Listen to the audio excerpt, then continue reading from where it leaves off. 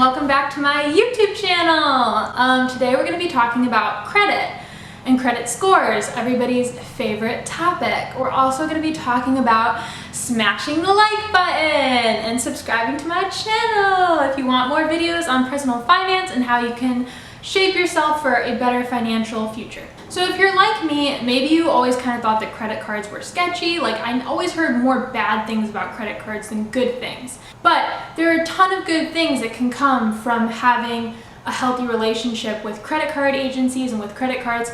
So let's go over some of the benefits that can come to you from having a great credit score. Having a good credit score allows you to get the best interest rates when you leverage your money in real estate, in business, or in life. Having a good credit score allows you to get thousands of dollars back when you refinance a property or buy a new property. Having a good credit score guarantees you lower interest rates on any loans that you take out. And having a good relationship with credit card providers can give you bonuses and free stuff from your credit cards so long as you're responsible with them. So I had to reframe my idea of a credit card to being kind of like a test. It's kind of like a class. If you are really, really good with your credit cards and you do everything right, then the credit agency will rate you as like an A player and give you like a good grade and give you bonuses and perks and all these good things. And if you're irresponsible and bad with your credit cards, then the same agency will penalize you because you haven't been responsible. So think of credit as just like a grade. And you have to do certain things to get the best grade so that you can have a high credit score. So the first thing to do is to check your credit report. And you may have heard before that checking your credit score negatively affects your credit score. But as long as you use like a free online agency, like Credit Sesame is the one that I used, that counts as a soft inquiry. So if you use some online tool to check your credit score, it counts as a soft inquiry because that credit check is being used for like personal use and it isn't a hard inquiry. Hard inquiries come from banks when you're taking out a mortgage loan or from like car providers if you're trying to get a car loan. So if you're just checking your score by yourself and you're using a free service, that doesn't actually negatively affect your credit score. So head on over to Credit Sesame. I'll put the link in the description. It's a free service that allows you to just put in some info about yourself and then it gives you a representation of your credit score. Additionally, these free services that offer you your credit score aren't actually giving you your official FICO score, so they're like really close estimates of your credit score. So it might be off like 10 or 20 points or something, but it will show you all of the relevant and important things that are affecting your credit score. And if there's anything negative there, you'll see it and you'll know how to address it.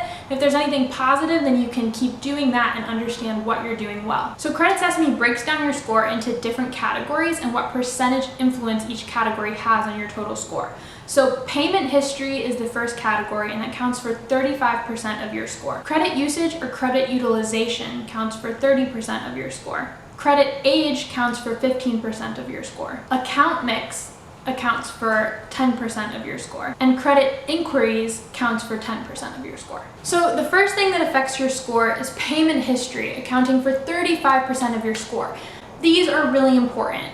If there's a negative or a late payment on your account, and if it goes to a debt collection agency, then that stays on your account for 7 years.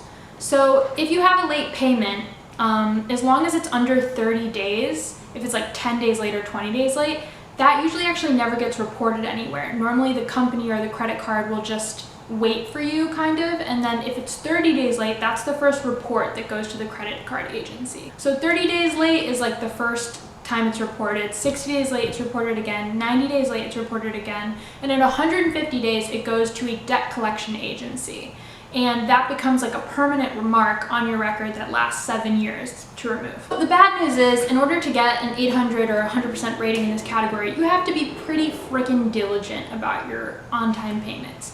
So the way it's calculated is like number of on-time payments over total payments. So if you make 59 on-time payments out of 60 total payments, then you get a good score for your payments rating.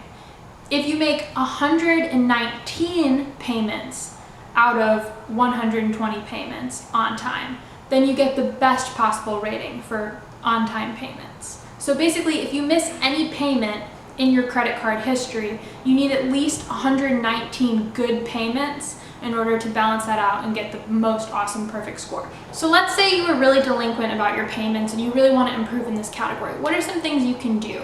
So you can have a number of credit cards. So let's say you had 5 credit cards and you paid each one on time every month for several months.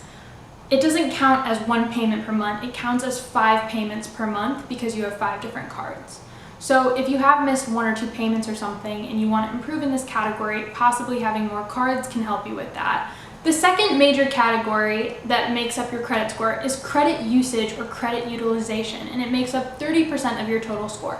Now this one isn't that intuitive. Obviously everybody knows if you make late payments that's going to affect your credit score, but credit utilization is a little sneakier. Basically, credit card agencies want you to use a small portion or percentage of the total credit that you're allotted. So if you're allotted $10,000 of credit between all your credit cards and you spend $6,000 of that credit and then make your payments in full every single month, that still counts as bad in the eyes of the credit card agency, even though you haven't overspent and you're making all your payments on time. Your credit agency wants to see that you're only using 10% or less of your total credit allotment. So if you have $10,000 of total credit, then you can spend $1,000 per month on a credit card and be considered in the A+ green category for credit utilization. So some ways to get around this is like you could make only 10% of your total credit allotment in payments per month on a credit card, and you could pay the rest of your bills in debit. Or you could take out more credit cards and have a higher credit utilization or higher credit allotment. That way your monthly expenses don't add up to more than 10% of your total credit allotment.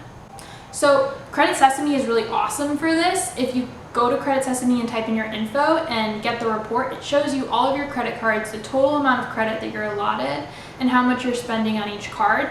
So it can help you figure out how to get your total credit utilization to under 10%, which is required for the A-level status perfect score. So the third category that makes up your credit score is called credit age or credit history. And this one is also not intuitive. Like, I didn't know about this at all. Apparently the length of time, well, I guess it makes sense, but you don't really think about it. Like, the length of time that you've had credit counts in your credit score. So the longer your credit history, the better. And to have the A+ level of credit rating, you have to have at least 9 years of credit history. So if you took out all of your credit cards like a couple years ago, then you won't have your A+ grade level 9 years of credit history. And then additionally, each time you take out a credit card, it actually shortens your credit history because it's the average of all of the credit cards that you've had. So sometimes if someone takes out a new credit card, their credit score will go down and they're like, well, why? Like, I didn't do anything. But it's actually just the age of your credit history has decreased slightly because you just took out a new card, and the average of all your cards together now has a lower credit life. So just keep all of your credit cards open even if you're not using them. That sounds dumb. Some of this stuff is dumb. It's kind of like getting a grade on a test. Like, some things you just need to memorize. Like, keep your credit cards open, don't close them, because it'll increase the length of your credit history, and that's a good thing for your credit score. So like I said, to get a perfect credit score, you need to have 9+ years of credit history, and that shows banks and other lenders that you're reliable for a 10-year almost span, and so that's a good thing. So the fourth category that counts towards defining your credit score is your account mix. I personally don't really feel like I'm going to do anything about this one because this one's a little more complex. Basically, in order to have the A+ top rating for credit scores, you have to have 21 different sources of credit. So, and it also helps if you have a mix of different credits. Creditors like to see that you have car loan payments, mortgage payments, credit card payments, all these different payments to show that you can manage different types of debt. I'm personally going to ignore this one because I don't really want to buy a house right now. I don't really want to buy a car right now. So I'm just going to stick to credit cards for now, and that's the best I can do for now. Like, the more diverse the range of credit that you have is, the better it is for your credit score. Okay, so the fifth and last category that counts towards your credit score is credit inquiries, and it counts for 10% of your account. So a credit inquiry is when someone who's going to give you a loan, like a car place or a bank or like wherever you're getting your mortgage from, when they check your credit score, that counts as a hard inquiry. So if you check your credit score, it counts as a soft inquiry, which does not affect your score. But to have the A+ green rating for credit scores, you should have 0 hard inquiries in the past 12 months. So the good news with this is that if you're going shopping for a mortgage payment, or if you're going shopping for a car loan payment, and 5 or 6 different related industries check your account within like a 3-week span, the credit agency will actually count that as 1 hard inquiry, not 5. So that's the good part. It's that you can shop around for rates from different lenders, but your collective shopping experience will count as 1 hard inquiry on your account. So to summarize, what can you do right now to improve your credit score?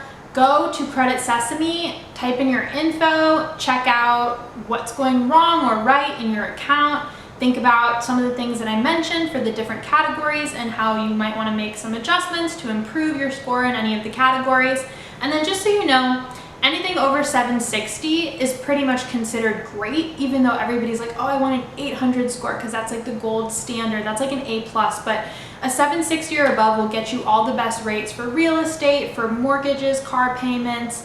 Really no benefits are going to come your way that are like added or special or extra just for having an 800 score. So anything over 760 will pretty much get you into the top bracket of benefits within the credit rating world. So I hope everybody found this useful. I hope everyone is motivated to go work on their credit scores and motivated to destroy the like button below and possibly subscribe to this channel because I give out so much great info on finance and stuff. And so I hope to see you guys here next week, and I hope you all have a great day. Peace. Bye.